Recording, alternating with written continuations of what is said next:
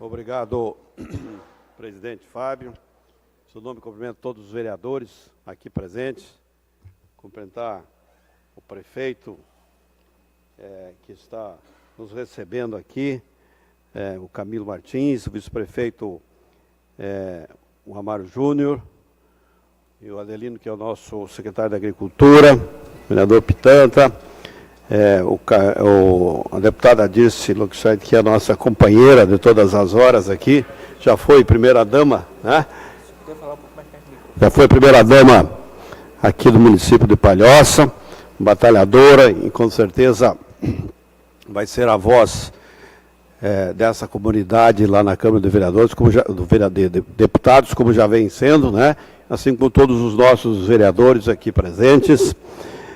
Comentar o Beto, a Gênesis, a Beth, essa guerreira que eu conheço há muito tempo, o Rodrigo, a Suzana, que deu um show aqui de conhecimento, de história, que, aliás, eu queria pedir para a Suzana nos passar esse relatório, porque ele é muito rico, né, com os detalhes para que a gente possa levar a Brasília para as autoridades competentes que não têm conhecimento dessa barbaridade que se criou aqui no Morro dos Cavalos, e que nós realmente já trabalhamos bastante nessa área, e o Brasil inteiro conhece esse assunto e que tem que ter solução. Eu quero dizer para vocês que eu fui o subrelator, nós tínhamos o presidente Alceu Moreira, que é o nosso presidente da CPI, convidei-o para estar aqui, não pôde porque é gaúcho e tem outros compromissos lá, presidente do partido. O senador Dário Berg manda um abraço a todos vocês, também não pôde estar presente, o Mauro Mariano já se prontificou a nos ajudar. E também estivemos aqui tentando trazer outros deputados, mas todos com compromisso. Então, o Alceu Moreira o nosso presidente, foi o nosso presidente da CPI, que tratou da questão da FUNAI e do INCRA. Eu fiquei com a relatoria da FUNAI, e a deputada Tereza Cristina, do Mato Grosso do Sul, fez o relatório do INCRA. E com isso nós, então, trabalhamos 6 meses nesse processo, tivemos muita dificuldade de andar, porque os partidos de oposição atrapalharam, dificultaram, não deixaram andar, e nós tivemos aí que prorrogar 2 vezes o prazo da CPI. Inclusive, nesse ano tivemos que fazer uma nova votação no plenário da Câmara para poder prorrogar a CPI, já que nós fizemos todo esse trabalho e não conseguimos fazer a última reunião, e com isso não tínhamos concluído o relatório. O relatório estava concluído, mas tinha que ser lido e aprovado na comissão da CPI. E nós não conseguimos fazer isso, então ficaria uma CPI praticamente anulada. Foi uma luta muito grande, conseguimos aprovar no plenário da Câmara, então, essa CPI, e que eu tentei de todas as formas trazer a questão do Morro dos Cavalos dentro desse processo, inclusive vindo aqui,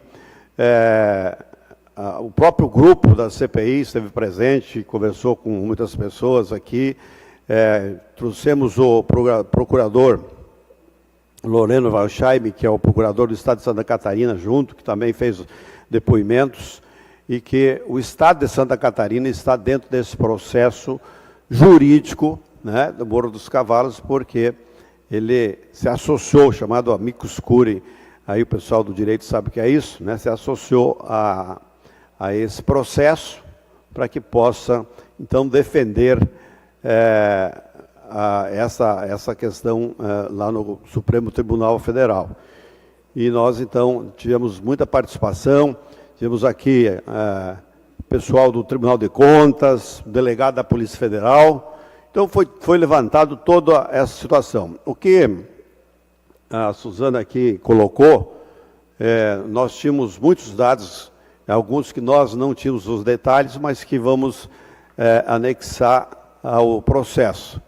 E dizer, então, que a CPI foi concluída, e teve um capítulo especial na questão Morro dos Cavalos, e foi indiciado 10 ou 11, não lembro bem, procuradores, inclusive a procuradora Ana Lúcia Hartmann está indiciada, né, por facilitar a proteger falsidades de laudos antropológicos e a condução desse processo que foi constatado por testemunhas, pessoas que falaram toda a história da questão do Morro dos Cavalos. E também mais de 30 pessoas nós conseguimos indiciar. Tivemos muita dificuldade para fazer a CPI, porque tivemos uma pressão muito forte das ONGs, ONGs, nacionais e internacionais, que não tinham interesse que nós terminássemos esse processo. E aqui eu ouvi falar na CTI, no ISA, no CIMI, nós pedimos a quebra de sigilo bancário e fiscal dessas e outras ONGs. Infelizmente, eles entraram na Justiça e o Supremo Tribunal Federal não autorizou a quebra de sigilo bancário e fiscal dessas ONGs, apenas da CTI. Só autorizou da CTI. E lá na CTI nós encontramos só uma remessa de recursos que veio lá de fora, de 30 milhões na conta da CTI, e mais de 100 milhões que transitou pela conta da CTI, essa ONG, que é o Centro de Trabalho Indígena, que eu vi aqui falar que estavam presentes nesse processo. E hoje, então, levado esse relatório para todas as entidades de fiscalização do governo, Tribunal de Contas, Procuradoria-Geral da República, Advocacia-Geral da União, Polícia Federal, enfim, todos os órgãos de fiscalização têm o relatório da CPI, com todos os dados, com todas as provas, com todos os documentos, que são muito importantes. O vereador Pitanta mostrou aqui os relatórios, que essa só se trata aqui do Morro dos Cavalos, né? São N volumes que foram levantados, e nós conseguimos, então, ver aí o que está se fazendo em termos de questão indígena no Brasil.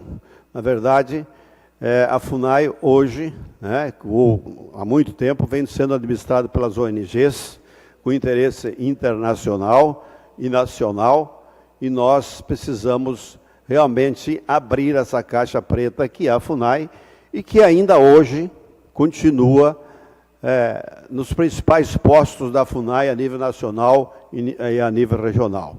E nós estamos tentando mudar, já mudamos o presidente, estamos tentando mudar os diretores que estão infiltrados dentro desse processo e continuam fazendo o mesmo trabalho, até desobedecendo a questão da instrução do governo federal, através da instrução nova que ele emitiu há poucos dias.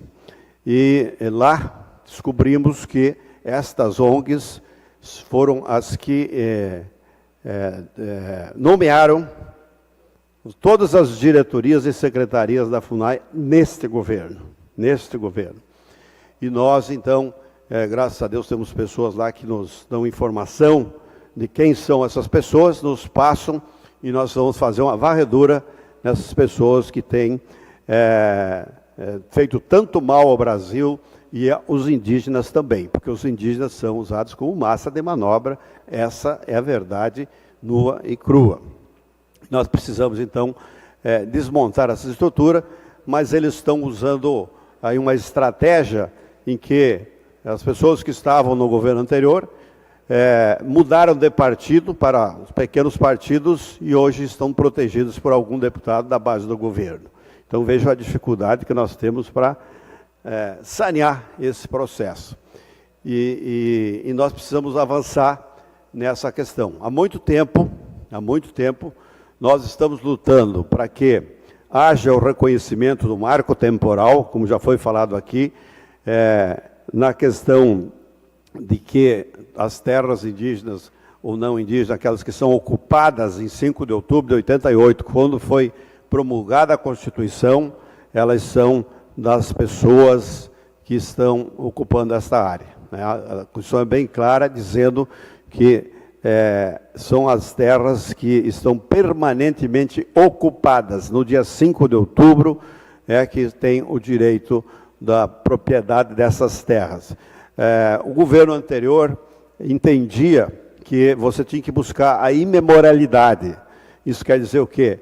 Os tempos passados, e buscar o direito originário das terras, que voltaríamos para o ano de 1500. E essa foi a discussão que se travou, e nós tentando esse tempo todo modificar esse processo. Agora, nós temos uma decisão do Supremo Tribunal Federal, quando criou a terra indígena Raposa Serra do Sol. Ele determinou 19 condicionantes, dentre elas que as terras ocupadas em 5 de outubro de 88 é do proprietário que está em cima da terra, índio ou não índio, e que não se pode mais fazer expansão de áreas, ampliação de áreas. E outras condicionantes, como, por exemplo, você não impedir a infraestrutura, trabalhos sociais de infraestrutura que precisa fazer, seja de estradas, rodovias, ferrovias, redes elétricas, enfim, por aí afora. Então, isso foi definido. Se discutiu se isso só valia para a Raposa Serra do Sol. O Supremo Tribunal Federal foi provocado a tomar uma decisão, decidiu várias vezes que realmente 5 de outubro de 88, quem estava em cima da área é o proprietário. Agora, no dia 16, nós temos lá mais 3 áreas que vão ser discutidas e que estão sendo trabalhadas nesse processo, e que nós esperamos que o Supremo Tribunal Federal realmente confirme aquilo que já decidiu anteriormente, que diga realmente que 5 de outubro de 88, quem estava em cima da terra é o proprietário, para nós acabar de uma vez por todas essa discussão de quem é terra, de quem não é terra, de como é que não é, e a gente possa, então, acabar com o conflito, né, e definir esse marco temporal, que também a Constituição de 88 disse que o governo teria 5 anos para demarcar as terras ocupadas permanentemente pelos indígenas, 5 anos após a Constituição, e que não foi feita, e que se tomou aí, foi assaltada por essas pessoas que fizeram o uso do indígena e também com outros interesses realmente internacional. Para vocês terem uma ideia, o quadro da questão indígena no Brasil, nós temos hoje, chega a 14% do território brasileiro como terra indígena. Eu tenho um quadro aqui só para mostrar para vocês como é que está essa situação. Hoje nós temos, no Brasil, 14% das terras já são indígenas. Só para vocês terem uma ideia, Santa Catarina tem 1,13% do território brasileiro. Então nós temos aí 14 Santa Catarina na mão dos indígenas, para 800 mil pessoas. Então 0,4,3% da população brasileira. Se você pegar por família de indígena que tem, hoje cada indígena tem 400 hectares de propriedade no Brasil. E as pessoas estão ainda brigando por mais terras e mais terras, querendo o quê? Inviabilizar o país. E nós precisamos, então, fazer uma reação nesse processo e pedir ao Brasil e aos brasileiros. O que nós queremos com o Brasil? Se 14% hoje são terras indígenas, 20% são terras de florestas e parques nacionais, como o Tabuleiro e outros, 20%. Mais 11% são assentamentos de reforma agrária. Mais 0,4% áreas de quilombola, uma Santa Catarina inteira. E o Brasil produz e planta em 30% das terras brasileiras, mas que ele planta mesmo são 8% do Brasil. Então, os indígenas têm 2 vezes a quantidade de terra de tudo que se planta no Brasil, onde nós temos 220 milhões de toneladas de cereais e 200 220 milhões de cabeças de gado, sem contar outros produtos que chega hoje à produção no Brasil 1 bilhão e 200 milhões de toneladas de comida, de alimentos, em 8% do Brasil. Então, o que está por trás disso? Com certeza, interesses internacionais que querem que o Brasil não plante e não produza, e hoje nós estamos 64% do Brasil com florestas. A Europa tem 0,4% de florestas e manda as ONGs para cá, para o Brasil, para não deixar nós fazer as coisas, impedir, engessar o processo, tanto na área rural como agrícola, criando todos esses problemas, como aqui, Morro dos Cavalos e outros tantos que nós temos no Brasil afora. Então, eu queria só colocar esse quadro para vocês, para as pessoas verem a profundidade desse processo, os senhores vereadores, que às vezes as pessoas não têm noção do que está acontecendo, né, como aconteceu agora, pouco tempo, que o nosso presidente foi para a Noruega ofereceu 200 milhões de dólares para preservar a Amazônia. Só que não contaram para ninguém, a imprensa não divulgou, que a Noruega tem 20 empresas mineradoras dentro da Amazônia e mais de 1000 processos de multas do IBAMA por não respeitar o meio ambiente. Então, usos brasileiros na questão ambiental, na questão indígena, na questão quilombola, na questão sem terra, né, escondendo por trás de tudo isso uma ideologia socialista bolivariana que está aí, que eles não têm coragem, muitos não têm coragem de defender abertamente. Então ficam defendendo, dizendo-se defensores das minorias, como está acontecendo aqui no Morro dos Cavalos. Essa é a verdade do Brasil que nós estamos vivendo. Felizmente, nós estamos, o Brasil abriu os olhos e começa a enxergar as coisas de outro lado e dizer que o Brasil é dos brasileiros. Nós é que temos que decidir as nossas vidas aqui no Brasil e, com certeza, nós preservamos o meio ambiente, nós não matamos os nossos indígenas, como os americanos fizeram e outros tantos, nós queremos que eles se preservem. Qual é que é a nossa proposta para a questão indígena? E que nós estamos fazendo? Lutamos bastante com a PEC 215, para que as 19 condicionantes do Supremo Tribunal Federal se transformem em lei constitucional, porque, infelizmente, nós temos muita dificuldade no meio jurídico, no Ministério Público e nos nossos mestres juízes, né, em conhecer e reconhecer a legislação. Fazem a decisão, a maioria das vezes, pela sua cabeça, e não pela lei. E a única maneira de nós fazermos com que a área jurídica, o mundo jurídico, respeite a legislação é uma lei constitucional em que ela esteja acima de qualquer instância da justiça, seja primeira, segunda ou terceira instância federal. Então, essa é uma luta que nós estamos fazendo para ver se nós conseguimos chegar lá. Enquanto isso, nós estamos trabalhando fortemente para resolver os conflitos que estão acontecendo agora. Muito tempo nós vínhamos pedindo para que o governo reconhecesse o 5 de outubro de 88 como um marco temporal, que ele reconhecesse a determinação das condicionantes do Supremo Tribunal Federal, mas tínhamos a resistência do governo. Tanto é que saiu uma portaria 303 e durou praticamente uma semana, porque a notícia é que os indígenas iriam a Brasília e iriam se suicidar na frente do palácio, e aí eles tiveram que eliminar a portaria, revogando essa portaria que iria resolver a maioria dos conflitos. E agora, então, o presidente Michel Temer teve a coragem de fazer essa instrução normativa e que todo o Brasil, as procuradorias, a posição do governo em si é reconhecer o marco temporal de 5 de outubro de 88. Essa é uma posição de governo, não é desse ou daquele procurador, e quem for procurador da República é obrigado a respeitar essa determinação da Advocacia Geral da União, avalizada pelo presidente da República. Então, foi um passo que a gente caminhou. Espero que o Supremo agora avalize essa posição para que a gente possa continuar trabalhando nesse processo.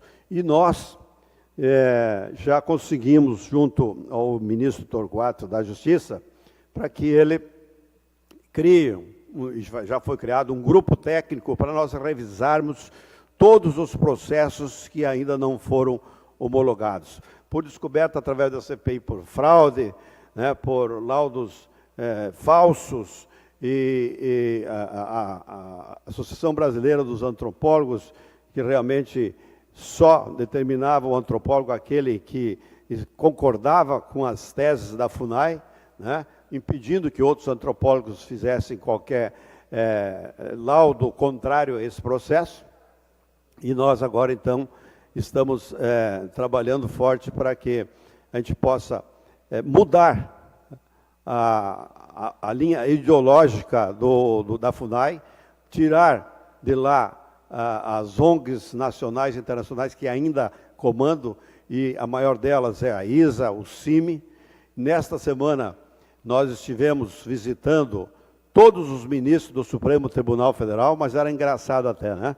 Nós entrávamos numa porta, saía de uma porta, entrava o CIMI atrás de nós, com um bispo, com deputados do PT, da oposição, para fazer o trabalho inverso do que nós estávamos fazendo, de mostrar para os ministros que vão decidir o dia 16, a necessidade, os problemas e tudo que está, todas as consequências que estão ocorrendo, como é aqui o Morro dos Cavalos. Então, nós estamos trabalhando forte nisso, e essa comissão técnica, esse grupo técnico, está encarregado de rever todos os processos que haja fraude, que não houve possibilidade de defesa, né, como vocês aqui certamente não tiveram audiência pública, né, Beto? Acho que essas coisas aconteciam à revelia de todo mundo, não ouvindo o outro lado, que está lá na lei que precisa fazer. Então, nesse processo de revisão, nós queremos que haja revisão de todos esses processos, para que, quando houver, e se houver demarcação, realmente seja uma coisa que realmente é de direito. Agora mesmo, na semana passada, a gente conseguiu uma relação das áreas que foi mandada para o Palácio, né, para ser homologada através de um decreto da Presidência da República. Por incrível que pareça, não vou assustar vocês, mas a Morro dos Cavalos estava nessa lista. E nós conseguimos atacar lá na Casa Civil com o ministro Padilha e seguramos essa homologação, que tinham convencido o ministro e o presidente da República. Essas áreas eram tudo normal, não tinha conflito nenhum, estava tudo certo, e a gente conseguiu, através de pessoas que estão dentro da FUNAI hoje, que comungam com as nossas ideias, nossas posições, que nos trouxe a informação, e nós conseguimos atacar esse processo que estava caminhando, e a gente não sabia, porque lá, num quadro que veio para nós, a maioria das secretarias, como já falei aqui, diretorias, todas elas ligadas a ONGs, né? Como nós levantamos, temos um relatório aqui do Morro dos Cavalos, e aqui tem nós vimos uma conexão de relações de família que nós descobrimos nesse processo, só para dar um pitaco para vocês aqui do que o relatório da CPI colocou. Conhecido de vocês, Maria Inês Ladeira, né, que foi indiciada, antropóloga, envolvida no caso Morro dos Cavalos, foi quem solicitou o início do processo de embarcação e influenciou praticamente todos os estudos. É uma das fundadoras do CTI, né? Acho que aqui já foi falado. Integra a equipe de coordenação geral, além de ser responsável pelo programa Guarani, um dos carros-chefe da ONG. Então, ela que traz essa questão dos Guarani, e não é por acaso que os Guaranis estão aqui. Os Guaranis são povos nômades, né? E realmente eu sou lá do oeste de Chapecó, conheço bem a realidade dos indígenas caigangues, que já têm áreas homologadas, e há um conflito entre as tribos caigangues e guaranis, que os caigangues não aceitam os guaranis das suas terras, expulsam os guaranis das suas terras e eles andam por aí afora, né, buscando um espaço e vieram parar aqui no litoral, por isso toda essa confusão. Também tem aqui a Maria Auxiliadora Cruz de Sá Leão, presidente da ONG em 2001, quando Maria Inês iniciou estudos para ampliar a reserva Morro dos Cavalos de 121 para 1.988 hectares. Na FUNAI foi chefe da diretoria da proteção territorial de 2007 a 2012. Foi nesta gestão que 1.988 hectares de Morro dos Cavalos foram reconhecidos como terra indígena, que daí saiu a portaria. Então, além de trabalhar aqui, ela era diretora lá. E também a Luísio Lazanha, né, que deve ser aqui filho da Maria Inês, né, e do Gilberto, trabalhou na CTI, assessorou índios guaranis na regularização das terras ocupadas, na FUNAI, assessor, acho que não é mais, de Maria Auxiliadora Cruz de Sá e Leão, é atual chefe da diretoria de promoção territorial. Essa Maria da Auxiliadora da Cruz de Sá e Leão, eu acredito que ela já saiu, porque estava lá como cargo de confiança do atual governo, trabalhando contra as diretrizes do atual governo. E o Gilberto Azanha, que foi um dos fundadores da CTI, atuando na coordenação geral, na FUNAI foi coordenador geral do estudo de pesquisa entre 92 e 93, recebeu o documento de Maria Inês Ladeira, deu início ao processo de demarcação do Morro dos Cavalos. Ele também faz parte do Conselho Indigenista da FUNAI nos anos 2000. Então, vejam, os mesmos que faziam o trabalho aqui estavam dentro da FUNAI fazendo todo esse trabalho. A questão do local, da área, da extensão da área, nós temos o mapa, né, eu não vou mostrar aqui, mas temos o mapa que foi levantado pela CPI, né, mostrando que realmente a fraude, em onde eles colocavam que essa área ampliada era para eles uma terra plana de trabalhar com máquinas agrícolas, né? Não foi feito aí as coordenadas geográficas, mostrando que era uma terra plana, que nós sabemos são todas montanhosas, e coincidentemente tirou fora só o Poço São Cristóvão, que era a única área plana que tinha nesse processo, né? Então a gente levantou toda essa questão. Também temos aí depoimentos do Dr. José Eduardo Cardoso, promotor de justiça de Palhoça, né, contestando todo esse trabalho que foi feito, dizendo que realmente não tinha nada nesse processo, e também denunciando essa questão dos interesses escusos de obter indenizações originárias das condicionantes, que é a rodovia 101, Morro dos Cavalos, Gasoduto Brasil, Bolívia, Petrobras, BG, linhão de transmissão de energia, isso tudo veio indenização. Para onde que foi esse dinheiro, né? A gente tem que levantar, e a CPI foi até um certo ponto, e agora tem inquéritos que as entidades têm que levantar. Também aumentou-se aí, segundo o levantamento que nós constatamos, mais de 30% dos componentes do custo total da obra. Já essa questão dos 11 milhões realmente aconteceu. O Tribunal de Contas, ele não aprovou, né, essa prestação de contas. Nós fomos ao DENIT e eles comprovaram conosco, deram depoimento que realmente está irregular, o dinheiro foi passado, não foi cumprido as ações que tinham que ser feitas. E aí também tiveram a proteção, as ONGs, a CTI, a CIM e outras, né,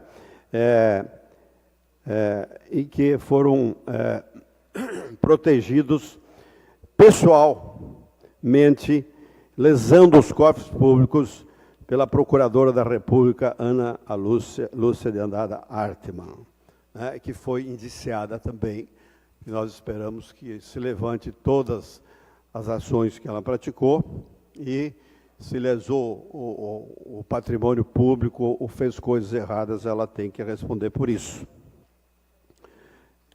Então, e também aqui comprovadamente que essa tradicionalidade de ocupação não existia e não existe, e a consolidação é uma invasão ilegal. O relatório fica aqui com os nossos vereadores, né, para que eles tenham aí todos os dados concretos, e também eu pediria aos vereadores que façam moção, né, moção aqui da Câmara dos Vereadores, pedindo providências. Nós entregamos o relatório para todos os órgãos, oficialmente, pedindo as providências, com ofício do deputado Alceu Moreira, presidente da CPI, e que nós ficamos cobrando esse processo. O que nós estamos pensando em ajudar vocês a fazer? A nossa proposta é que nós tenhamos realmente um trabalho dentro da questão indígena, visando o indígena, né? E não a FUNAI, as ONGs, onde só uma ONG do Mato Grosso do Sul para tratamento do mosquito da dengue recebeu 200 milhões de reais da FUNAI, esse ano passado, 200 milhões, e os índios estão lá doentes, não têm a saúde que precisa. Nós queremos que o indígena seja cidadão brasileiro, que ele se envolva no processo, que ele possa desenvolver, que seu filho possa ir para a escola, para a universidade. Lá no oeste, nós temos muitos indígenas que trabalham nas agroindústrias, e esses indígenas querem trabalhar, querem produzir.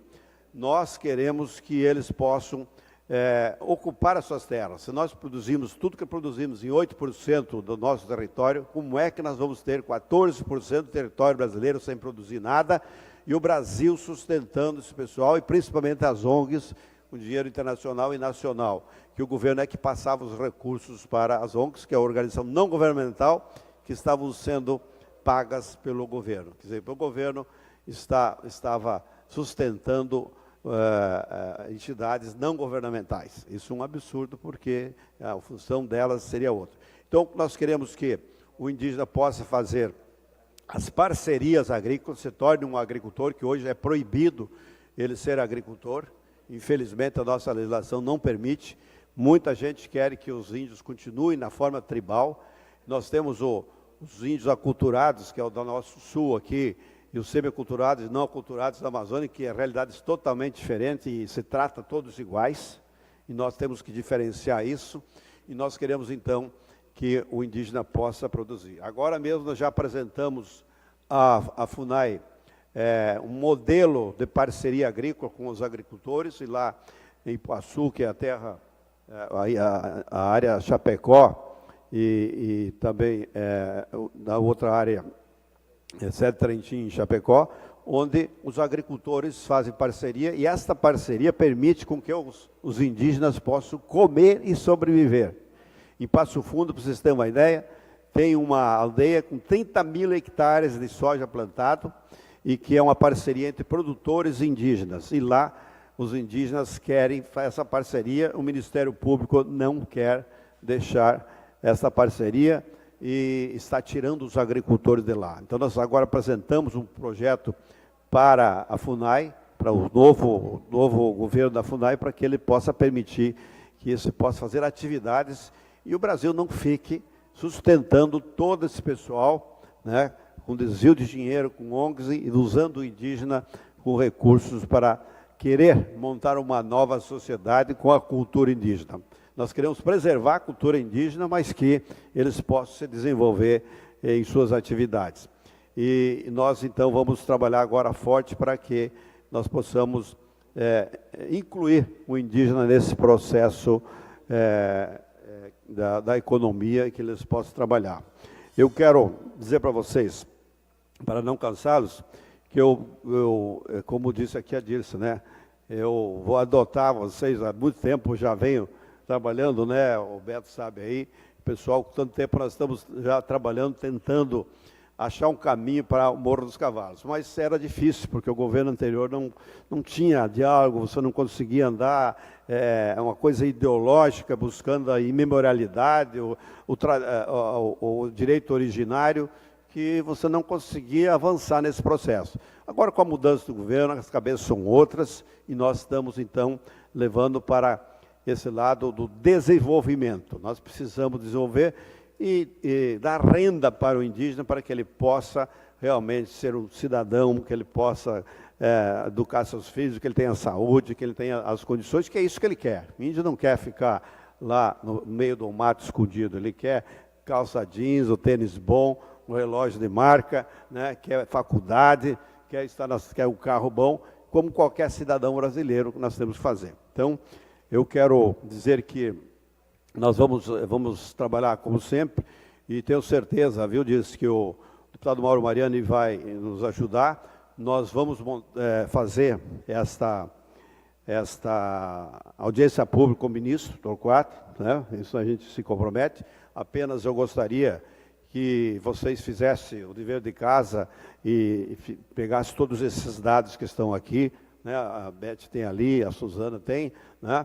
E só nos dissesse, nós podemos ir o dia tal, estamos disponíveis, quem é que vai, que a gente marca essa audiência com o ministro, com o presidente da FUNAI, né, para que a gente possa clarear de uma vez por todas aqueles que não conhecem. E se for o caso, talvez a gente consiga até uma audiência com o presidente da República, que ele tem sido muito solícito, nos recebe, e a Frente Parlamentar da Agricultura, que o pessoal chama de bancada ruralista, que na verdade é a bancada da comida, a bancada da produção, né? Nós estamos todos empenhados, todos sabem da situação aqui do Morro dos Cavalos, com certeza, e tem que resolver isso. Inclusive o DENIT, inclusive o Tribunal de Contas da União, sabe que o Brasil não vai pagar essa conta de 800 milhões, como foi falado aqui, o Pitanta colocou, para fazer os túneis.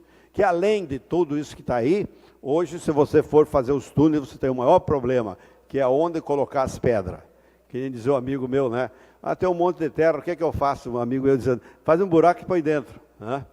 Então, você vai fazer o que com as pedras hoje? Antes você fazia a rodovia, você colocava na rodovia, né? Fazer base. Agora você vai ter que transportar essas pedras não sei para onde. Então, imagine o custo, já vai para 800 milhões, 1 bilhão e 200, etc. E o Brasil não suporta isso e nós não vamos deixar que isso aconteça. Eu acho que é muito mais fácil nós fazer aí acomodação em outras áreas. Eu queria saber mais sobre as outras 3 áreas que foi adquirida, que eu não sabia, com o dinheiro que veio do DENIT, porque se tem outras áreas já adquiridas, por que não nós vamos fazer a transferência desse pessoal para lá, que é a nova linha do governo, não é criar problemas, mas levar solução. Então, nós estamos trabalhando nesse aqui. Vamos levar o relatório ao TCU, vamos cobrar do DENIT uma posição definitiva. O Tribunal de Contas tem que nos dizer qual é a posição, porque tem muita gente enrolando lá, no DENIT também, que nós tivemos aqui, ficou assim, vamos ver e tal, mas não fizeram o seu dever de casa, né? Também, nós queremos levar mais documentos a todos aqueles que receberam o relatório do DENIT, né? Aliás, da CPI, para que a gente possa trabalhar essa questão.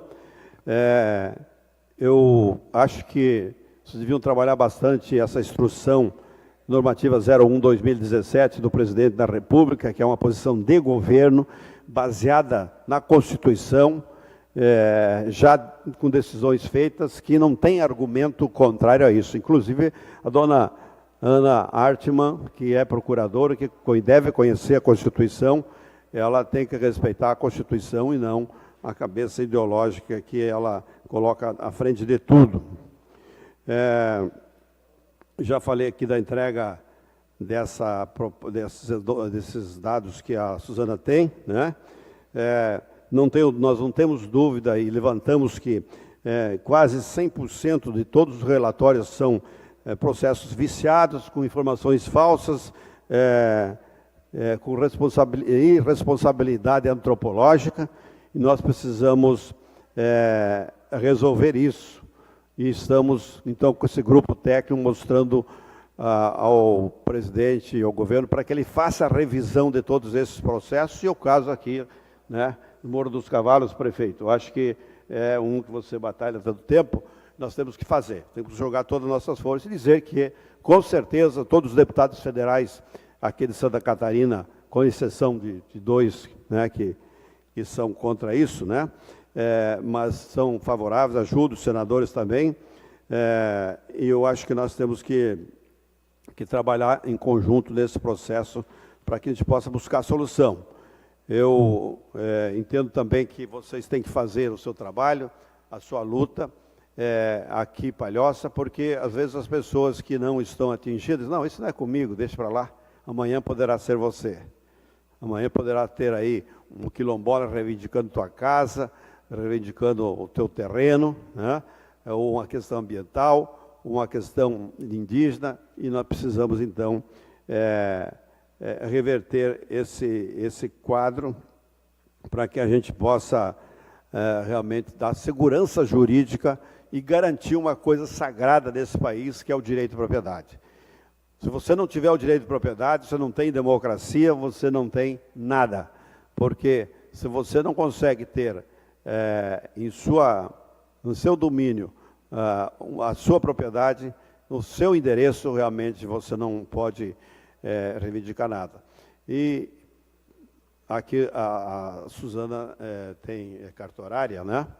Nós aprovamos há poucos dias a Lei 13.465, que eu gostaria que o prefeito e os vereadores se debruçassem em cima desta legislação, que é a regularização fundiária urbana e rural. É você acertar as posses rurais e urbanas, você acertar os loteamentos que hoje estão aí irregulares, para que você possa acertar aí todo esse processo de ocupação territorial. O estudo diz que 51% das casas, das residências urbanas são irregulares. E os cartórios sabem aí que nós temos que resolver isso, e na área rural também. E esse é um caso, por exemplo, da legislação. E a gente sabe que o governo não tem dinheiro para estar indenizando, não fique na ilusão que vai ter indenização, porque se for reconhecido como terra indígena, ela é terra da União, e aí não cabe a indenização das terras, só das benfeitorias. Nós temos áreas desapropriadas lá em Chapecó, sede de Trentinho, há mais de 30 anos, e o Simo está aqui, que é meu parceiro de caminhada, que foi diretor do INCRA, Ademar, e até foi preso lá pelos indígenas, ficou refém lá, mas há 30 anos as pessoas saíram das áreas de terra e não receberam o dinheiro da benfeitoria até hoje. Então, a lógica do governo agora é essa. Tem dinheiro para você indenizar, você vai buscar novas áreas. Não tem dinheiro, você não vai fazer, porque a lei do teto, né, de gastos está aí. Você tem que primeiro dizer onde é que você vai tirar o dinheiro para criar novas áreas. Todas as áreas, praticamente, que estão de 15, 16 anos para cá, todas as áreas estão judicializadas. Todas, inclusive essa aqui, no Morro dos Cavalos. E não há saída para isso. E o governo chegou à conclusão que realmente ele tem que acertar aquilo que é de justo, o que é preciso fazer, e acabar, então, com esse conflito que está aí. E, por isso, não vai criar novas áreas quando você não precisa da terra. Você precisa da saúde, educação, cidadania para os indígenas, né, e tirar as ONGs que exploram o indígena, que exploram o conflito, que não querem ver o Brasil andar. Então, nesse processo é que nós estamos trabalhando muito forte, dizendo que conte com a gente, né? Eu não entro em detalhes da questão do relatório aqui, porque já foi falado, vocês têm conhecimento pleno, mas eu acho que, como a Beth falou aqui, vocês têm que se unir. Imagine vocês, toda uma cidade, toda uma comunidade dominada por 4, 5, 8, 10, 20 famílias. Isso não existe, né? Apenas vocês têm que fazer valer o direito de propriedade, que é um direito que está na Constituição também, né? E essa ampliação de área, é claro que tem muita orientação por trás disso, para fazer o quê? Exatamente ir para aquelas áreas que você tem mais apelo, que é a rodovia, que é a água, né? Para que você possa buscar aí mais recursos públicos, que foi o que até agora estão fazendo através da compensação. E aí uma aliança entre IBAMA e meio ambiente, eu vou cobrar da Fátima também responsabilidade, né? Um acordo tácito em que, para você fazer qualquer obra, qualquer ação, tem que ter a concordância das duas partes. Então, quando um libera, o outro tranca. FUNAI, né, IBAMA, isso está acontecendo em todo o Brasil. Nós temos aí um engessamento desse processo. Agora estamos fazendo uma lei de licença ambiental, que o órgão que quando você tiver uma obra, alguma coisa, e for pedir a consultar o INCRA, a FUNAI e esses outros órgãos, eles têm 30 dias para responder se realmente tem interesse, não tem, se tem áreas indígenas ou parques, etc. E se não tiverem, a liberação tem que ser imediata, porque hoje nós temos aí até 10 anos para você liberar uma licença ambiental. Então, há todo um acordo nesse processo, se escondendo através de áreas que são apelos sociais, que são apelos importantes para a população, e aí, né, quem defende os direitos legítimos de propriedade e os que defendem aqueles que têm o direito legítimo de propriedade, como os vereadores, os prefeitos, as autoridades, os deputados, né, são taxados de tudo que é tipo de coisa. E é bom, né, que a imprensa também, como foi falado aqui, faça não a versão, mas faça o relato dos fatos que nós precisamos ter aí realmente como uma realidade, porque a versão é que prejudica muitas vezes. Queria cumprimentar aqui o pessoal da Polícia Militar, que está lá no fundo, né? Obrigado aí pela força, e também pedir a eles que a Polícia Ambiental seja, né, bastante equilibrada nesse processo ambiental, porque às vezes nós vemos alguém que chega lá e considera um proprietário, um agricultor, alguém como bandido, que eles não são, né? Mas sim levá-los como realmente são pessoas que produzem a comida que chega à nossa mesa todos os dias, e nós temos que ter a maior consideração. E eu tenho falado com o pessoal da FATF, com certeza, a Polícia Militar também, que proteja os animais, que proteja as plantas, as árvores, mas proteja também o homem, a gente, que eu acho que é muito importante para que a gente possa conviver e viver harmonicamente. Obrigado pela oportunidade, não sei se coloquei aquilo que precisava, fico à disposição se tiver algum esclarecimento, mas também à disposição de representar lá em Brasília, junto com a Dirce aqui e os deputados aqui no estádio, os nossos vereadores, para que juntos possamos buscar uma solução para essa questão que realmente aflige a todos vocês, e realmente alguém está pagando essa conta, que somos todos nós, cada um brasileiro que paga essa conta, porque não tem janta nem almoço de graça. Alguém tem que pagar, né, aquilo que se gasta nesse país. A gente está esperando que esse Brasil entre nos trilhos, que a transparência aconteça, e que vai ser uma tarefa árdua para a gente chegar realmente a essa transparência que a gente busca, mas eu acho que cada um fazendo sua parte, nós vamos chegar lá. Um abraço a todos, obrigado pela atenção de cada um.